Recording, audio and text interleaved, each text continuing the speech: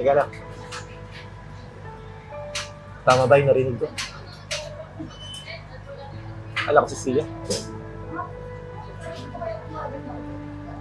Si totoo lang, ayaw ko itago sa'yo yung totoo. Kaya lang natatakot ako sa'yo. Pati yung anak ko baka madamay sa galit ng nanay mo. Okay ko. Mamatanda na ako. Alam ko na yung ginagawa ko. Nag-aalala lang ako sa'yo. Baka mamaya niyan, kung ano na naman ang mga iniisip mong gawin. Hoy, babae. Ang saya mo, ha? Anong akala mo? Magiging maganda na ang buhay mo? Wow, ang ganda naman! Wow, may swimming pool! Tara na maligo! Uy, anak, mamaya ka na maligo! Dito ka muna! Nagustuhan mo ba? Opo, may pambayad po ba tayo dito? Ang tingin mo sa mama mo walang pera? Pero huwag ka mag-alala, anak. Hindi naman ako magbabayad dito eh. Yung papa mo. Ano po? Ibig sabihin po, makukumpleto na po ulit tayo? Oo. Ayaw mo ba yun? Gusto ko po. So, sige na. Mag-bihis ka na lang pang swimming mo tapos sumunod ka na doon kay Grace. Ay, Marsh, ano pala sabi doon sa lobby? Saan daw tayo dito? Sabi nila, Mars, kahit saan na lang daw tayo pumesto dyan. Kaya na daw mag-decide. Ay, talaga? Oo. Mars, ngayon nga pala tayo. Talaga nagpapakita ang gilas sa'yo si Charles. Mars, ano ka ba? Hindi sa akin. Pero sa anak niya, gusto niya lang makabawi dun sa bata. Tsaka, ang banding sila mag-ama, di ba? Sigurado ka ba? Sa bata nga ba talaga? Ay, naku, Mars. Siyempre pati din sa'yo. Kilala kita, Mars. Mars, hindi mo mamasan. Hindi mo na masaktan ulit. Masaya ako para sa anak ko. Tsaka, ito rin talaga yung pangarap ko para sa kanya, di ba? Ano ka ba, Mars? Mukhang hindi mo naman ata pinagandaan. Tinan mo, nagpariban ka pa. Blooming na blooming, ha? Mars, ano ka ba? Eh, syempre, medyo mabenta tayo sa ukay eh. Tumigil ka na nga dyan. Mabuti pa, muna tayo sa mga bata kasi baka mamaya mag-swimming sa malalim yun. O, sige na, tara na. Tia, kaya mo ba to? Hoy! Ba't ikaw talaga nabalian? Ayan! Kukulit talaga ng mga anak natin. Kaya nga eh. Kaya man na, nag-enjoy sila eh. Mars, tayong kaibigan lang, ha? Kunting pakipot naman dyan kay Charles. Mars, kung pakipot ang usapan, ako na yun. Kailan ba ako bumigay? Tsaka ginagawa ko lang naman to para sa anak namin. Eh kasi Mars, natatakot lang ako na baka mamaya masaktan ka na naman. Hindi porket nagpapakita ng effort si Charles, eh, todo bigay ka naman agad. Alam mo, kahit ako nagugulahan eh. Ko alam. Pero mahalaga masaya ang anak ko. Totoo, Mars. Eh, syempre, ayoko din naman na masaktan ka ulit. Maramdaman mo ulit yung mga naramdaman mo dati. Mars, di ba sasakay ni Charles? Ano? Okay ba itsura ko? Yung best friend ko talaga. Oh, mukhang in love na in love. Baka ba? Kahit ano itsura mo maganda ka, tanggap ka ni Charles. Bulera ka, Mars. Hindi, Mars, sinasabi ko lang yung totoo. Saan lang yung banyo? Tara, sumama ko. Ano dun, oh? Tara.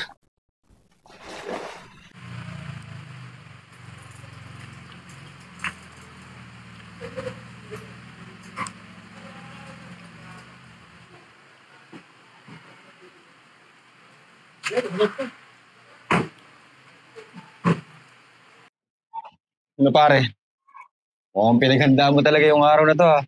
Lalo na yung makakilala ka ng anak mo. Oo naman. Sobrang excited pa ako. Saka, ano yun, diba? Hindi ko inaasahan to. First time ko kasing tatawagin daddy. Pero pare, alam mo, blessing talaga yung anak mo na yun. Pero pare, maiba tayo. Paano pag nalaman niya ng mama mo? Okay lang naman kung malaman niya. Hindi ko naman itatago eh. Pare, kilala ko yung mama mo ha. Alam ko, gagawa ng paraan yun para masira lang kayong dalawa.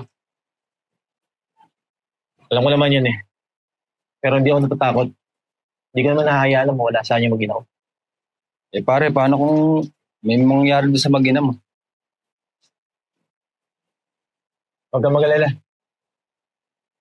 Hindi ko mapahamak yung mag-ina ko. Asan ba sila? Eh, nata pare oh.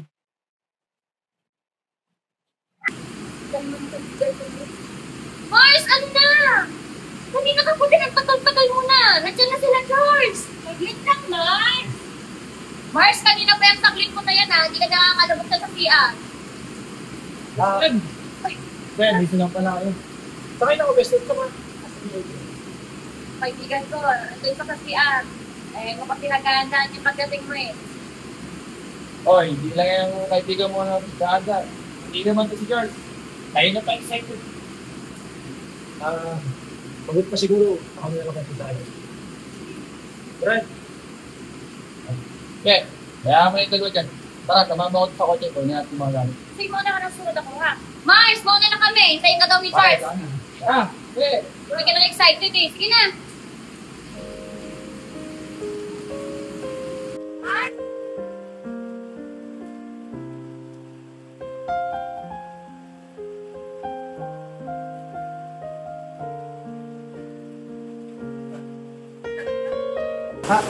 Wala. Siguro, mabuti pa. Punta natin yung ano ko pa. Okay na lang.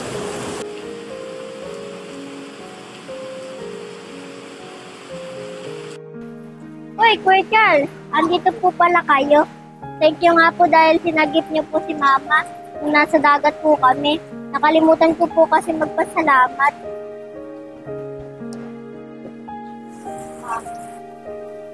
Anak, di ba gusto mo na makilala kung sino yung daddy mo? Opo, kanina ko po sa inyo inahanap eh. Si Kuya Charles lang naman po nandito. Siya yung daddy. Talaga po. Kaya po pala ang bait sa akin ni Kuya Charles. Pwede ko na po ba kayong tawagin, Daddy? Oo naman, anak. Kaya po.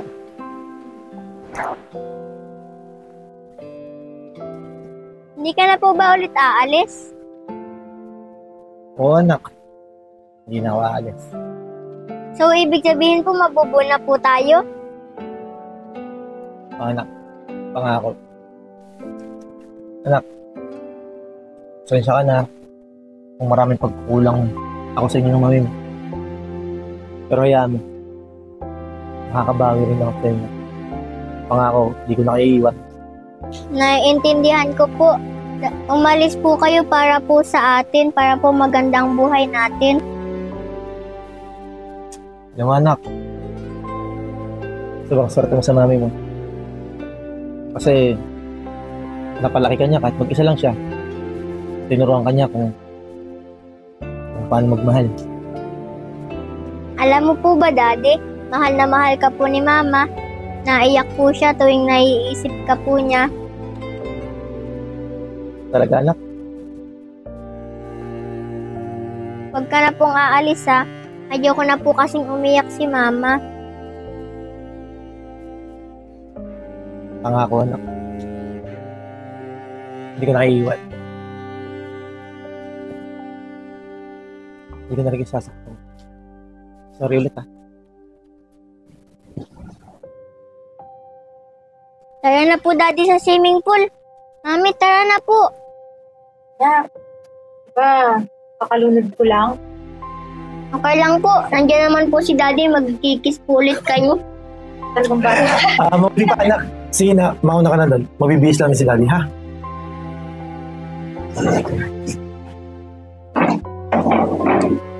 Tayo mo talaga maligo. Ang malunod ako. Kaya na, maghahanda na lang ako.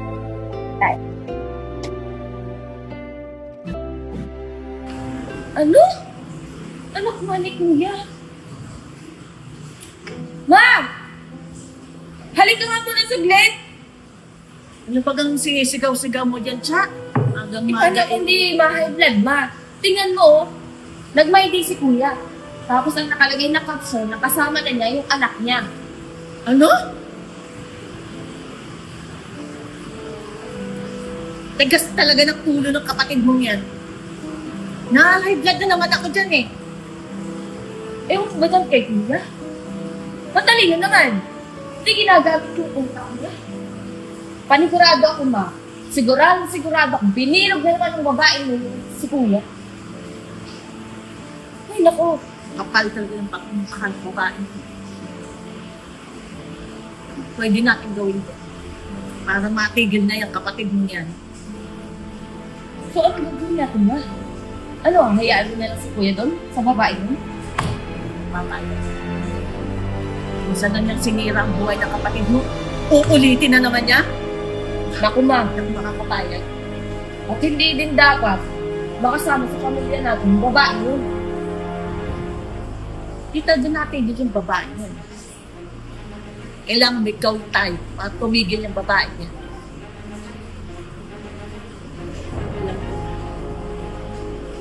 Alam ko nang gagawin ko. Para suklaman niya ng kapatid mo.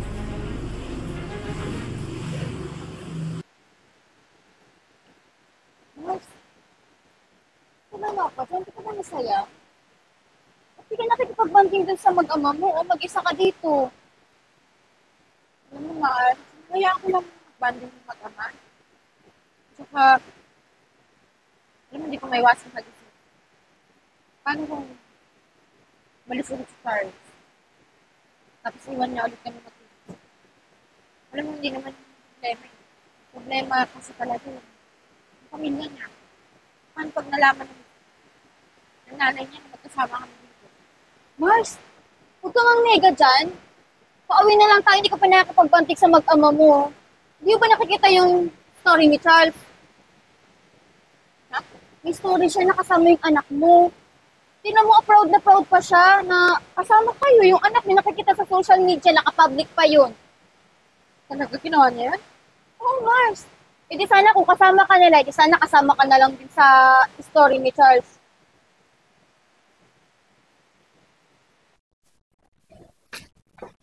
Mami, ang daya mo naman. Dito ulit kita nakabanding kasama si Daddy. Dami pa man din naming picture at saka pinag-usapan. Anak, hindi mo lang yung mami. Actually, niyahan niya lang tayo mag-banding kasi, di ba? Matagal tayo hindi nagkasama. Kayo nga din pong dalawa matagal din nagsama. Actually, may lalakarin yung mami mo. Wala namang problema kahit bumalik dito sa isang araw. Kahit ilang araw mo gusto para makabanding natin yung mami. Oo, anak. Babalik tayo dito. May kailangan lang tapusin si mama, ha? Mars, tingnan mo yung service, baka nandyan na. Kasuyo naman. Sige, Mars, sabay ko na sa siya ha, para makatulog mo natin sa service. Sige na siya.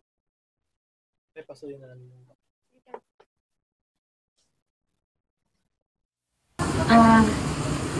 Charles, tingko pala. Lumusog na sa'yo na anak natin. Kaya lang baka masyadong sana yan. Hanapin natin niya. Ngayon gusto ko mangyari. Ang masanay siya. Hindi mo kita masisisi. Alam ko, hindi mo maiwasang matakot. Pero gaya nga ang sabi ko, gagawin ko lahat hanggang sa mapanatag ka. Salamat nga pala. Dahil pinaya kami anak mo. Pero sana sa susunod, makibanding ka naman sa amin. Para mas maging masaya yung anak natin. Subukan ko. Mukhang wala pa yung service niyo. Buti pa, ako na magalit sa inyo. Ito, okay lang sa'yo. Sigurado mas sincere.